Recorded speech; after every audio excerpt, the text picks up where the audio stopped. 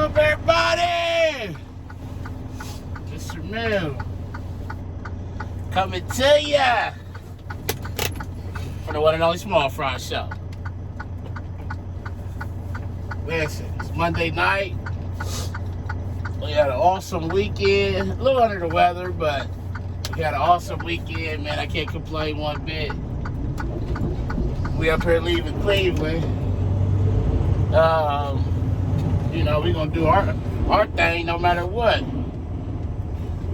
So I want to get back into the flow of bringing you this good LTL stuff, man.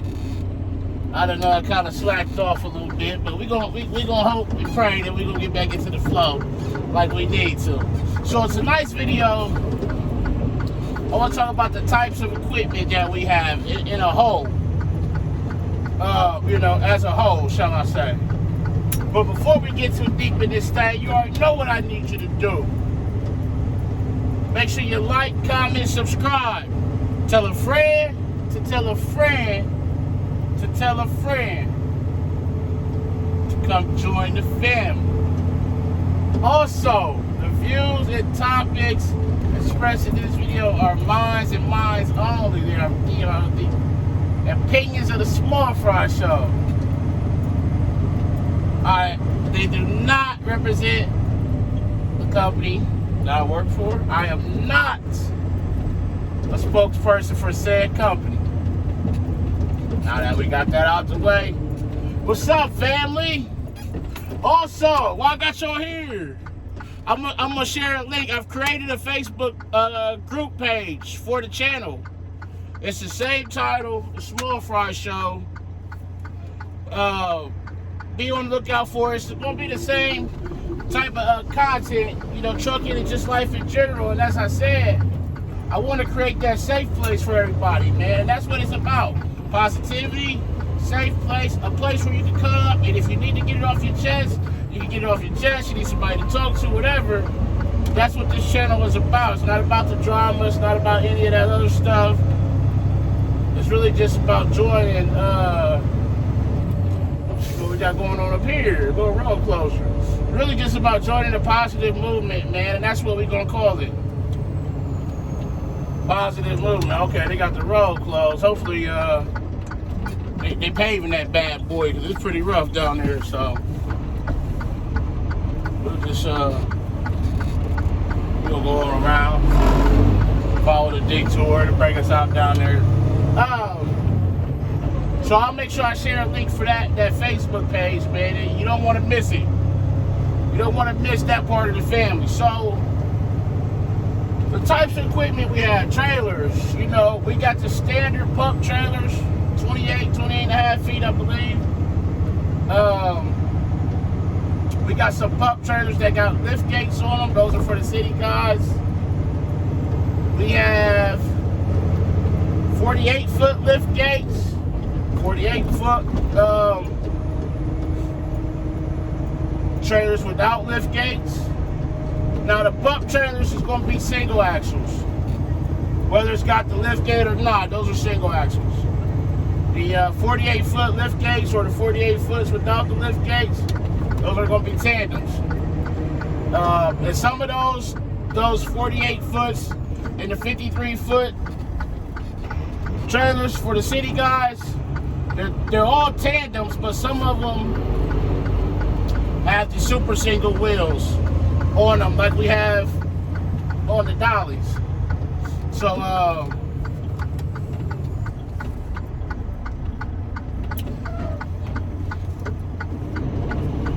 that's that.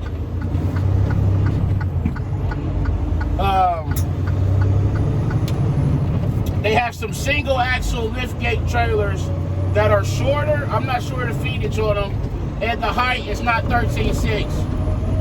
And it's to my understanding that those are used for like residential areas where, a little chapstick on my lip is cracked. Welcome to the winter weather. Those are for residential or downtown metropolitan areas, you know. I'm out of Columbus, Ohio, so they need a good variety for that type of stuff. They even have a straight truck that has a lift gate that can get into tighter areas, you know, or residential neighborhoods where a tractor trailer may not be able to get into. They have pup trailers that are able to be decked. And what that means is they can load onto the floor of the trailer pallet stuff. See that sign? It says trucks use curb lane only, which means they don't want you out there in that left lane. The deck trailers, they can be loaded on the floor, and then they have these load lock bars that are on an E-track system, and they can go along the length of the trailer, and they can space them out to where they can sit pallets up on top of theirs too, or maybe stuff that can't be double stacked, and they'll put it up there and secure it. Those are deck trailers. Some of the trailers can be decked, some can't. You'll have a combination of road doors. All the pups is road doors, but there'll be a combination on the 48-foot and the 53-footer trailers, which we call vans. Those will have a combination of road doors and swing doors or barn doors. Those are doors that open outward, not roll up. And so what is important with that is you may have a customer who has maybe something in racks or something that is going to be up more towards the top of the ceiling, and the road door will get in the way of that. So they may need we got a water main break down here, so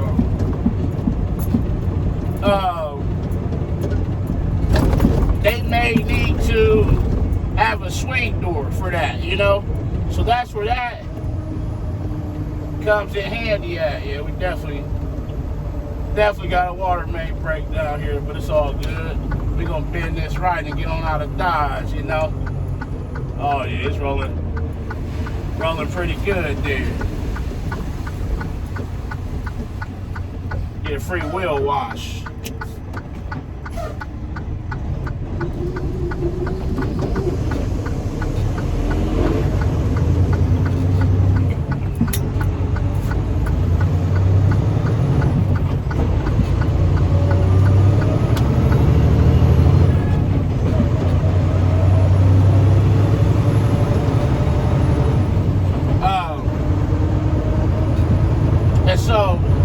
That's where those come in handy at.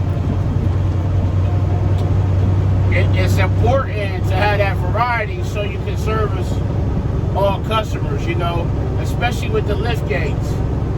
You have a customer that has freight, but they don't have a dock. Yeah, you can tailgate it, and what that means is the driver takes a pallet jack and moves that freight to the tail, and then they maybe have a forklift to grab it off the tail and get it inside. But that customer may not have a forklift. It may be an inside delivery.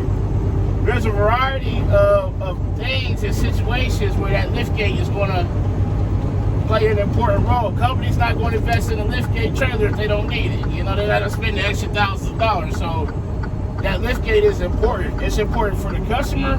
It's important for the driver. If you have a customer that needs a liftgate and you can't provide that, you've just lost a customer.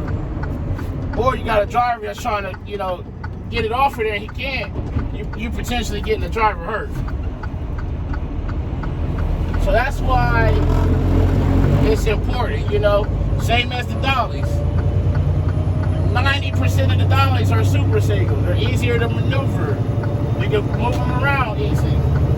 10% is dual wheels, whether they're older dollies or they're dollies for the triples. The triple combination vehicles need to have the dual wheel dollies.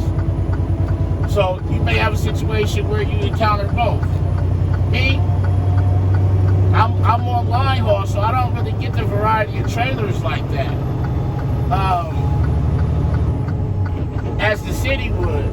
The city can pull any of those, whether it's, you know, the pups on the volume loads, the 48-foot or 53-foot vans, the single axle liftgate trailers made for the city. They may even hop in the straight truck. Here on my haul, we're pretty much doubles, man. There is those situations where you may pull a van. Like one time I pulled a van from Cleveland back to Columbus. But it's not common as the city guys have it. So, I mean, that's just in a nutshell.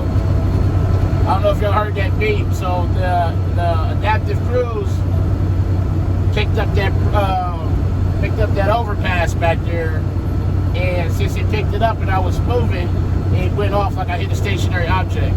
That's what I talked about in my last video. Technology, it's a gift and a curse. It's good when it works, but it's bad when it doesn't. That picked up that I hit something and I didn't, because it got the shadow from the bridge.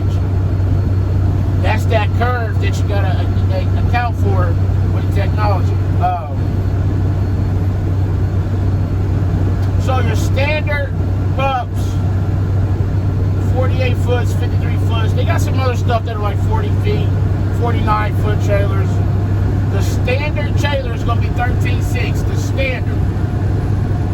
You're pulling a standard piece of equipment from this company, it's going to be 13.6. 13 feet, 6 inches. Top of the trailer is going to measure 13 feet, 6 inches. And that's good to know in case you get into a low bridge situation. But if you follow their routing, you shouldn't, because each run has the routing that they want you to follow. Now, like I said, you may have the shorter trailers that are maybe 12.6 or whatever. The box truck is going to be 12.6. Things like that can get you into the residential areas, get you around a low bridge and things like that. But you still got to account for the tractor. If the top of the air dam on the tractor is 13.6, for the trailer that's 12.6, it ain't going to matter. You still need to clear 13.6. So that's something you gotta account for if you're gonna be on, let's say if you're on the city side, running different routes and different types of equipment and things like that. You wanna be mindful of that. So, I'm trying to just make sure I got everything. Really more so just the types of trailers we have. That's what I really wanted to focus on. To get back in the groove of the video, something light, get you right. Ease on back into this thing, get the video out, and keep it coming. Man, like I said, I'm gonna share that link and stuff. We're gonna keep this positivity train going, and just know that I'm here. If you need to email me, text me, call me, whatever, I'm here. I'm here for everybody. There's no such thing as a dumb question on this channel. There's not, because we all gotta learn somewhere, and I'm learning through some of y'all's questions. I'm learning. Things that I don't know, I'll go and research it and say, hey, I'll get back with you.